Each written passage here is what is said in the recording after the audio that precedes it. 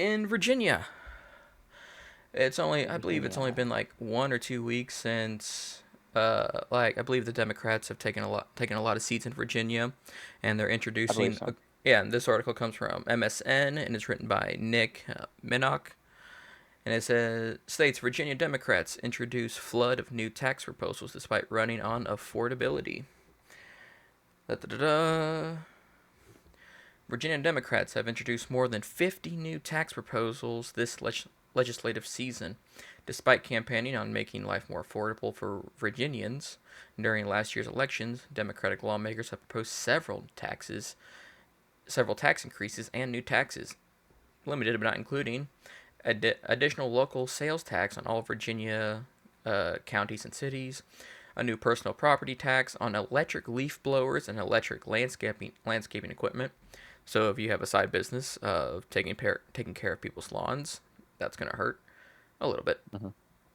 Large employer tax, gunning ammunition tax, no surprise there. New income tax brackets. If I'm mistaken, that basically means instead of like let's say 10,000, you make 10,000, then you go to 20,000, you're in a new tax bracket. I believe that means like now the tax bracket is 10,000 to 15,000, then to 20,000. Yeah. Next, delivery tax, that states here, which would hit Amazon, Uber Eats, FedEx, and UPS orders in Northern Virginia. Investment income tax, event tax, storage facility tax, gym membership tax, uh, dog walking tax, dog grooming tax, counseling tax, digital personal property tax. I was thinking, is that like NFTs? Yeah. Interesting. New car taxes and highway use fees. So I'm guessing the highway use fees is either like an extra tax like on your license and registration, or like they're gonna put Yeah. like tolls up. Increase in hotel tax in Arlington. Statewide speed cameras, not a tax. Oh, okay, whatever. Vehicle repair tax, home repair tax, and dry cleaning tax. Uh, and then Virginia Democrats are also looking at proposing a 4.3% tax on rideshare trips, an additional 1.9 tax on top of that for trips in Northern Virginia. I'm guessing the rideshare trips is that. I'm pretty sure they're referring to like if you Uber to work or like Greyhound Yeah. bus. Hmm. So that's a lot. Hmm. And it should probably go without saying. Usually, the goal of taxes has one or two, like there's usually one or two goals when it comes to taxes. It's either A, the government thinks they're going to get more money from increasing the tax, or B, the goal of the government is to push people away from whatever they're Yeah. trying to Discourage your tax. behavior. Yeah. Hmm. So, like for example, the gunning ammunition tax, they're probably thinking it's going to push people away from buying guns and ammunition. Another example of that is the electric leaf blowers, which I find funny. It's very specific, and electric landscaping equipment. So, at least in my mind, if it's supposed to deter people from having like a side business of mowing people's lawns and taking care of people's lawns, personally, Hmm. because in my mind, if that's your primary business, you probably already have the leaf blowers and landscaping equipment. Yeah. So this would hurt more people who are like, oh, I don't know. Would you consider pressure washers landscaping equipment? Maybe. My knee-jerk reaction was probably the reason they specify electric is because I bet there's an existing tax or some existing other form of like regulation or like additional fee that already exists in Virginia for gas-powered versions of these, like a gas-powered lawnmower, a gas-powered leaf blower. Like the Oh, okay. gas-powered versions of these, you get them at sort of the pump. But if they get electric versions, then like your previous model where it's like, okay, when we put it state tax on gas, we understand that this goes to more than just like automobiles. This goes to like your gas weed whacker and your gas lawnmower. And it's like, well, now if a ton of people are charging these things, like they're using batteries and it's electric, well, now you're the like you're just not making that revenue you used to, right? People are moving away from the gas stations towards like a much more shallowly or like broadly distributed resource like electricity, which is probably a lot harder to tax for like those kinds of things, or like doesn't translate as well into a tax for that stuff. Or if someone has a generator, you could more efficiently power more tools. So like, okay, you have one generator and it takes like 2 gallons of gas, but it can power your entire fleet for like a week versus 7 gallons of gas or 20 gallons of gas Mm-hmm. to make sure that all your stuff runs continually. So that to me, that's what they're probably trying to catch. Is like a whole bunch of these in like this large landscaping industry switched over en masse to like electric stuff when it became good, and now they're like, hey, whoa, we just we watched our revenues from this go down, and we need to find a way to like get that back. That's how I would read that. But like it Okay, could yeah. just be Okay, yeah, that's fair. That's fair. Yeah, I didn't think about that. Like, again, it's still to me, it's like we want a piece of your pie. So, yeah. and another one I thought was interesting was the dog walking tax. Like, Yeah, my reading over this entire list, I'm really getting. So Kentucky did something similar recently, where there's now a tax on services. I think it's like 4 something%. mm-hmm. Um, I remember because it went into effect in like 2022, 2023, when I was working a service job, and I remember having to like tell people when they were like, "Oh, your prices went up." I was like, "No, they just put a tax on like service things." And reading over this list, it looks like what this is doing is it's trying to catch the like service economy that's sort of becoming super dominant in the United States as opposed to a like resource economy. Because resources you can tax like per pound or per ounce or per unit or per blah blah blah. It's like, well, if the company just buys those things straight up and then provides them to you as a service, as opposed to you directly getting the object, then like we're doing a different thing. Like you've got with taxes, it's like what you're trying to do is you're trying to find where money. The most efficient way to tax is to tax where money is moving. If you try to tax static money, it doesn't work very well. It's also very complicated and hard to do. So you try to like siphon off of like when money changes hands, you're trying to sort of reach right in the middle and like pull a dollar off the top. So like with dog walking and dog grooming and counseling and um, you know events and that type of stuff, or like vehicle repair and home repair and dry cleaning. These are all services that are previously going untaxed. It's like okay, we need because they're becoming a much more dominant part of the economy we are losing revenues that we used to have because they just don't exist anymore. And we need to find a way to replace those. But the only things that exist right now are services. So we're going to have to start taxing services, which we weren't doing en masse previously. Which is like some of these I'm on board with for not even like taxing reasons, but just because I don't like the people that do them. Like the delivery stuff where it's like the Amazon and FedEx and UPS, yeah, that kind of sucks. That would be pretty annoying if like free shipping went away or the price on those just like Amazon stuff went up because they had to incorporate, this type of stuff across the nation. But a tax on Uber Eats, I'm not that angry about. I'm going to be totally honest. There are way too many people getting Ordering it, burritos, yeah, getting private taxis for their burritos, and it's I don't know. I don't yeah. like the kind of like I don't get that. Like, I don't. agoraphobic behavior that it encourages. Yeah, my thing is like I don't get the whole using Uber Eats, DoorDash stuff because like a Mm-hmm. the company itself is charging you for the delivery. Okay, that's Mm-hmm. expected to use their service. B, you have to pay the we don't have to, but it's generally advised that you tip the driver. And C, what really gets me is the companies are upping their prices for the apps, independent of the the Mm-hmm. app itself taking the money. Mm-hmm. So like instead of paying like $8 for a Big Mac, it's $10 for a Big Mac, You're and then paying 15. you gotta Yeah. pay the fee for the app, and then Yep. the tip for the driver. I don't even think Mm-hmm. actually I think you pay the driver and the tip is extra. So you end up Yep. paying like 14, 15, maybe even $16 for a Big Mac For an $8 item. Yep. when you could just drive Yeah, down the it's road. And I don't get that. Me personally. I don't get it. Dude, I've been seeing some discussion of this on Twitter, and like apparently it's like the average American spends like oh how much was it? It was like $200 to $300 a month on it or something. No way. Like it, No dude. I don't remember, way. and I would need to confirm, but it's like absurdly high. I remember, girl I dated last year, like she would when I was over at her place, she would constantly I was like, oh, do you want to get something ordered? And I'm like, I have a car. We can just drive. It's like no, but we can just get it on Uber Eats. I'm like. We're That's nuts. literally we're on a college campus. We're less than a 5-minute walk from a restaurant. What do you mean? That is not It was two like, to three and hundred dollars. she didn't even think about it. It was just, yeah, why not just do this? It was kind of crazy. Um, How much Bitcoin you but can buy with that? right, ridiculous. Um, but some of the weirder ones that I'm saying, investment income tax, that's just hard. Just that's like a very incredibly difficult thing to make work from Mm-hmm. like a technical standpoint. And it's like the tax on unrealized gains. It just sounds dumb. Yeah, that's It's never gonna not good. work. Yeah, no, yeah. Um, what was the other one? Large employer tax. I'm curious what that will look like. Um, If because I I had to do guess, it think there's probably means like probably if your business exceeds like 60 employees, you're paying a tax on top of that, yeah. something like that. Um, maybe. I wonder if this.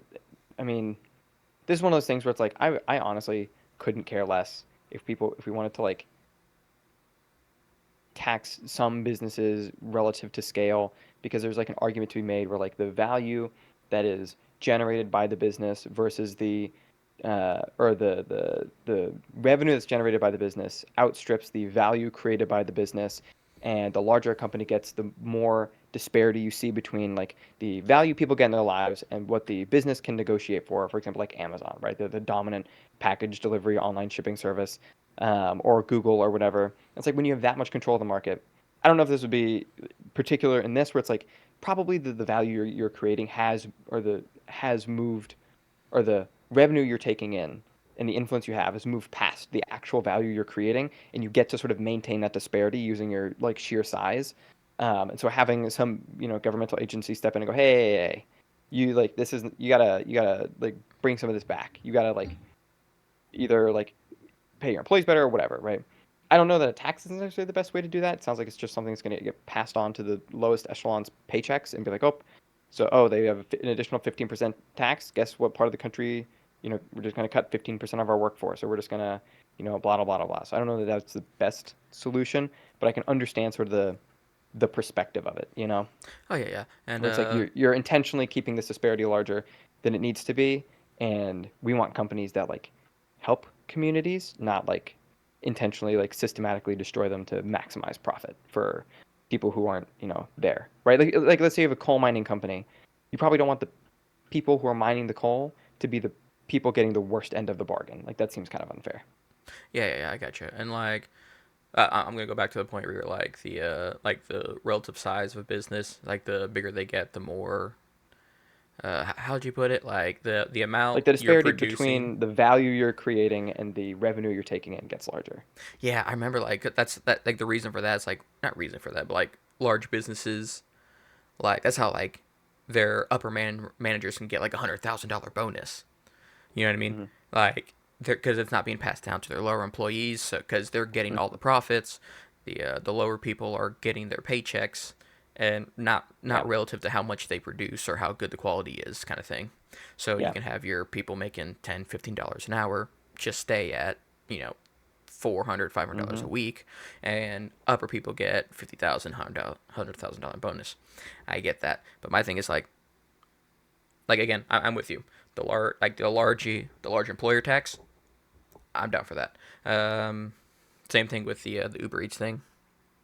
I'm down, and to an extent, I'm kind of down for the whole, at least for Amazon. I don't mind Yeah. Amazon getting hit with a little bit more taxes, but for me, it's like this seems like, as you stated before, this is a tax on the service industry. They want a piece of that, but Hmm. my complaint with that is like these are services like for example I brought it up, the dog walking tax. That Hmm. seems like someone who's like, oh, on the side maybe I'll have a side business, because the side hustle is a huge thing. It was a huge thing for the past Yep. couple of years. Like, oh, I need a little more money, I'll do a dog walk, like a small dog walking business, or like the electric leaf blowers, landscaping, and especially at the bottom too, the home repair and dry cleaning Hmm. tax. You know what I mean? Okay, maybe not dry cleaning, but that seems a lot like they're taxing the side hustle people, and Hmm. that's where I have a problem with, because a that discourages people from starting a side Hmm. hustle business, which means all that money's going back to the larger people. So Yep. mom and pop service stuff. no go. It's either A, discouraging people from doing that, or B, uh, it's gonna either A, push the extra tax onto either A, the person making the, doing the service. They either have to absorb that tax, or they're gonna have to charge extra Pass it on to the consumer. onto the consumer. And generally, when the cost is passed on to the consumer, that de-incentivizes people from using the service. So then the Hmm. person doing the side hustle is getting hit, and then as again, and then we're back to that cycle of they're not doing it. Back to the larger business that can absorb those Yeah. taxes, Hmm. and then so now we have less of a Yeah, that side hustle business. I get that. I agree. And there's an issue. There's like a really difficult issue here, very similar to sort of like taxing unrealized gains, where like the issue when you get down to like there's a level of granularity that exists in like this is a very technically another like tax on services is a very technically difficult thing to pull off unless you're a bigger business that can like put very limited borders on what particular services you provide and how much blah blah blah blah blah blah.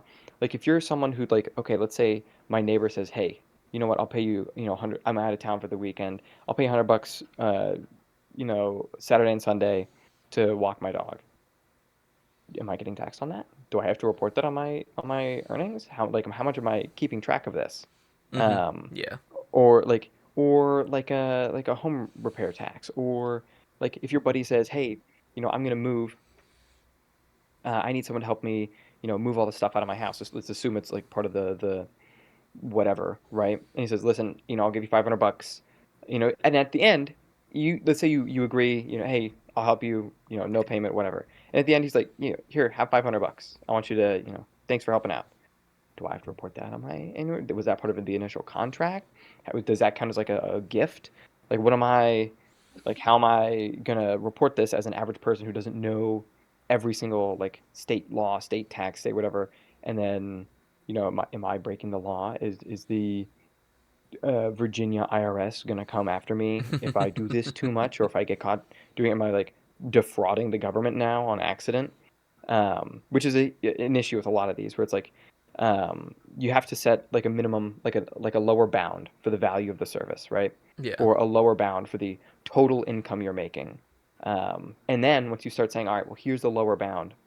Well, now we're playing a little bit of favorites with like big versus small businesses, right? Mm-hmm. Are you trying to encourage big businesses to come into your city or to come into your state and like do this type of stuff?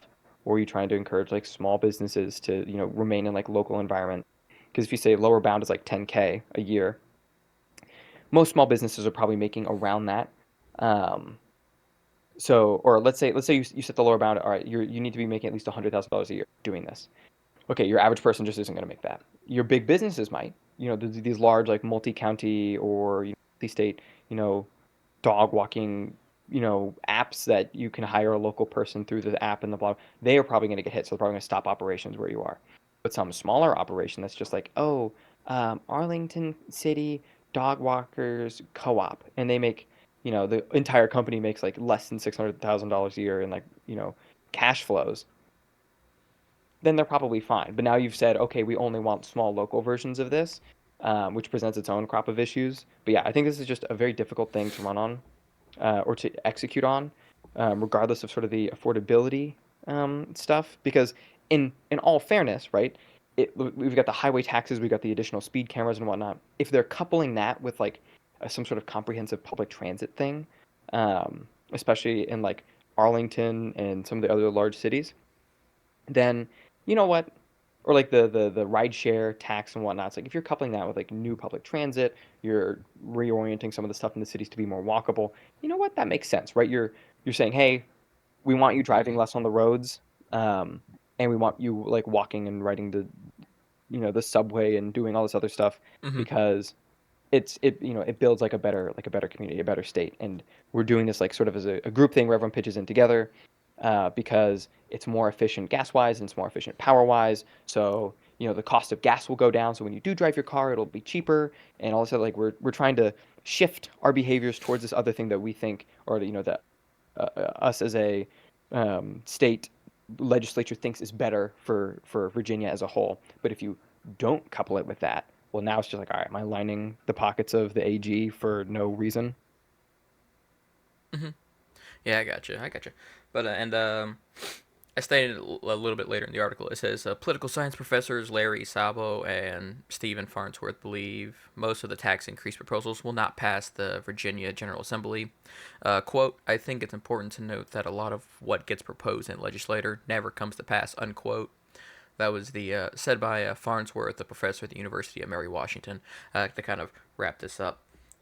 Yes, I understand that a lot of what gets proposed doesn't come to pass, but it kind of is like, what kind of message are you sending when Hmm. you throw all these increased taxes, when you just kind of like, oh hey, vote for me, affordability is what we're going for, and Yeah, you throw a bunch of taxes on top of people. I mean, again, these states not coming to pass, but it's like, what does that send to the people who voted for you? Like, what kind of message does right. that send? Like at the very best, it's just bad marketing, Oh, right? for Like if, sure, if for this sure. was a genuine concerted effort to like increase public transportation, which has a lower net cost per user to each user than private transportation, like a vehicle and all this other stuff, like if that's your goal, you need to be running like that needs to be your stated thing, and then the taxes just need to be like a part of the bill, not sort of your front running, menu item of we're gonna make everything bigger taxes.